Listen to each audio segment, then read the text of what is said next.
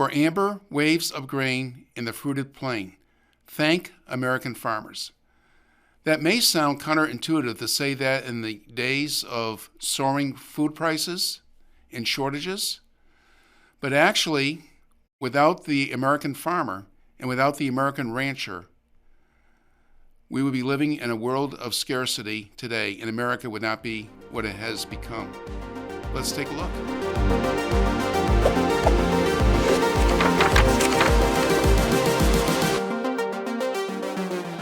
This is Beyond the Cover with your host, Gary Benoit, and today we have with us a senior editor for the New American Magazine, Rebecca Terrell. Rebecca, welcome to the program. Thank you, Gary. It's a pleasure to be here. Well, thank you.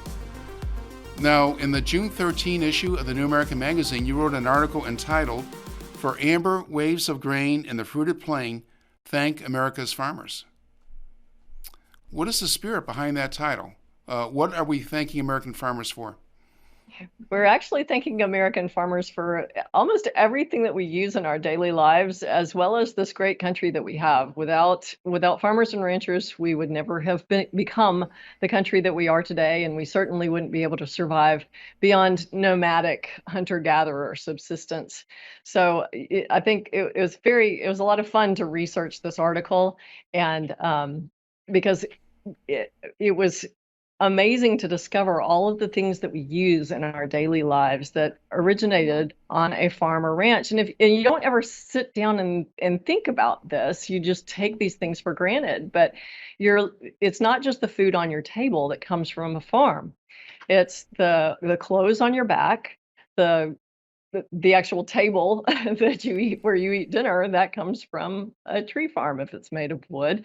The detergents that you use, the toiletries that you use, the car that you drive. So many of the materials that make up our automobiles come originally from farms, the raw materials that make it possible for us to live the lives that we live today. So we really need to appreciate farmers for what they do for us and how they make our standard of living possible. Now, America has been, over the years, a very prosperous country, and of course, farmers and ranchers have a lot to do with that. But today we see shortages, such as with baby formula. Indications are that those shortages, not just with baby formula, but for other food products, could be getting a lot worse. Prices are soaring at the grocery store. What responsibility, if any, do American farmers and ranchers have to do with this?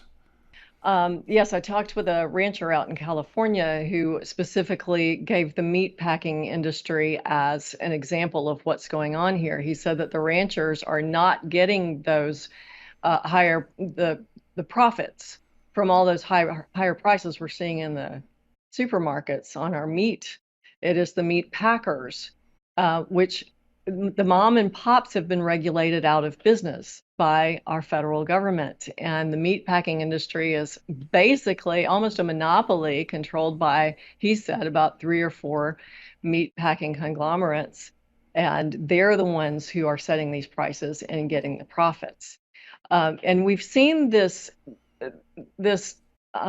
trend all throughout our regulatory history. We have to remember the United States Department of Agriculture was the very first of the federal bureaucracy, and we just actually celebrated, to use the term loosely, the 160th anniversary of the United States Department of Agriculture. It was Abraham Lincoln who signed that into law in 1862. Which is unbelievable that that's how far back our federal bureaucracy stretches.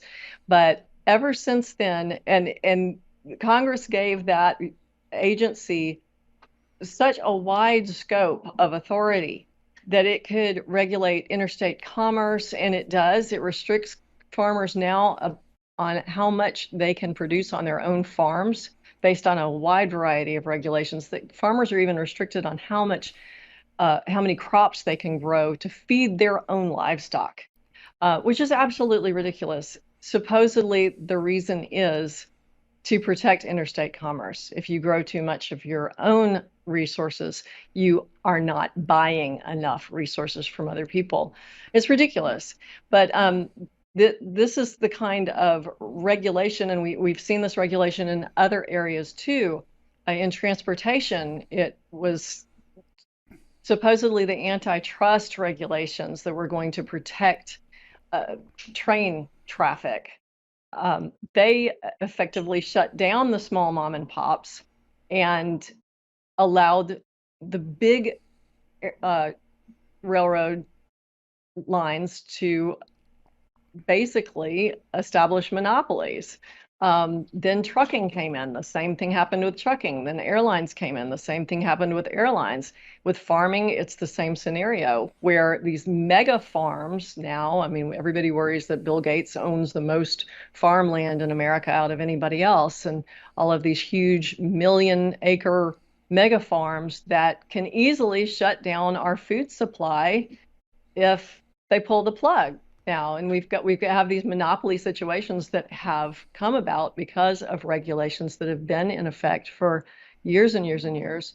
People credit the 19th century, the 20th century with the dawn of all this federal bureaucracy, but it actually happened in the 19th century.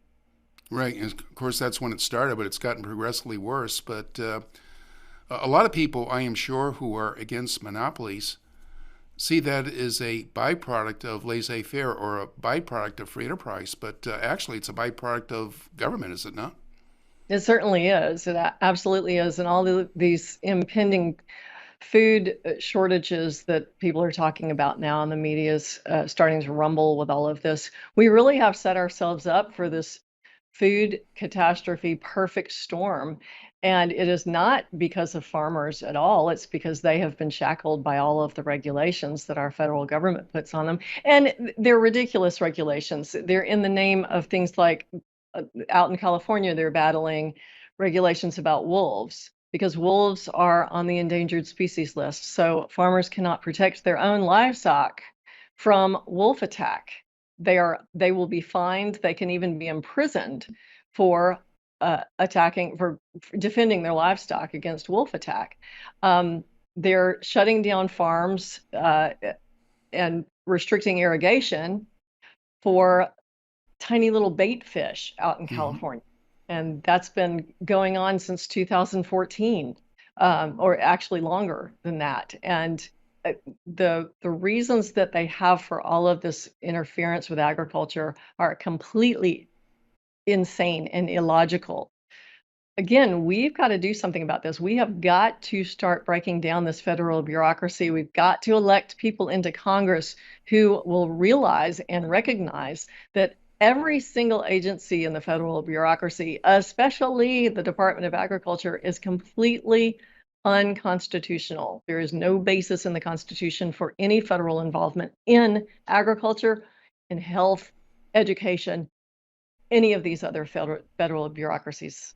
No, necessarily, Rebecca, when you wrote an article, or when you wrote your article about American farmers and ranchers, you had to deal with the regulatory bureaucracy.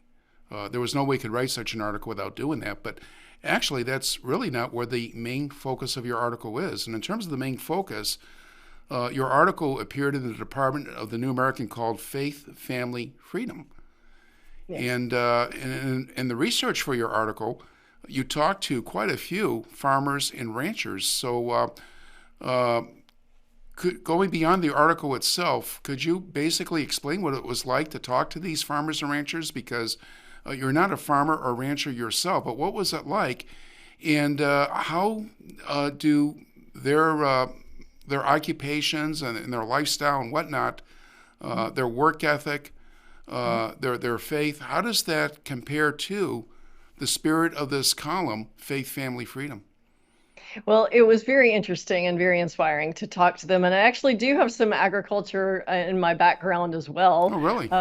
My father grew up on a farm Mm-hmm. and helped run it until he got married and moved away. But and then I also in my younger days worked on a farm myself, breeding horses Hmm. and training horses. So I did. It was nice to talk with people who do it every day and do it for a living, because the things that they said are so true. When you work on the land and when you work with plants and with animals every single day, you are connected to God's creation in a very special way. And you become very, it inspires your faith because you see God's handiwork and how he puts those raw materials there for us to foster and Hmm. for us to be good stewards of. And all of this talk about farmers, as if they're enemies of the environment. Nothing could be further from the truth. The farmer and the rancher are the best caretakers, the best stewards of the environment. If you own something and you're cultivating something, you are going to take much better care of it than some bureaucrat in Washington or some environmentalist at the Sierra Club. Uh, because your livelihood, your future, and your children's future depends upon it. I was talking with Debbie Bacigalupi, who is Hmm. a rancher out in California, and she mentioned that farming makes you see God every day because you deal with life and death every day on the farm, and you really, really do. You're constantly you're growing, you're reaping, you're harvesting, and then you go through that cyclical cycle of that our earth witnesses every year, winter to spring to summer to fall. Right. And it was when families grow up on a farm, they pass that hard working ethic on to their children. And that's why you see these farms that go from generation to generation to generation, because it is a beautiful life. It's a hard life, but it's a beautiful life and it's very fulfilling. It's very rewarding. We just need to that I interviewed also Rhonda Ross, who a number of years ago started an organization called Thank a Farmer, Hmm. because she realized that children in the cities don't understand how much we owe to farmers and ranchers for everything that we have around us in our daily lives. And she goes to county fairs and all sorts of activities where children are, and she hosts these magic shows. So she puts on a little magic show that educates children about, like, for instance, a baseball has wool inside of it and the Hmm. outside is cowhide. But all of these little magic tricks that she does, the magic happens when children in the audience shout, "Thank a farmer!" And Right. then the magic trick happens. And that's the way she relates to the children, because children love magic tricks. It's really Uh, neat. And I wonder, too, if for people in the city, she has to point out to the kids, food does not originate at the grocery store. Right. And she said that it is amazing how many people actually believe that, not just children. She Hmm. said it's very, very revealing to her when she's conducting one of her shows and she watches the parents in the audience. And when she starts talking about things around the house that come from farms, the parents start shaking, nodding their heads like, wow, I never Hmm. thought of that. But yeah, we really do depend upon farmers and ranchers for pretty much everything we have. So we just need to respect them, and the way that we can respect them is to get the federal government off of the backs of the farmers and let them do what they do best, and that's taking care of us. Well, the whole premise, I would say, for the U.S. Department of Agriculture, as you point out, goes all the way back to the time period of the war between the states. But the whole premise is to regulate the American farmer. And supposedly, out of that, we would have better agriculture, we'd have better farming.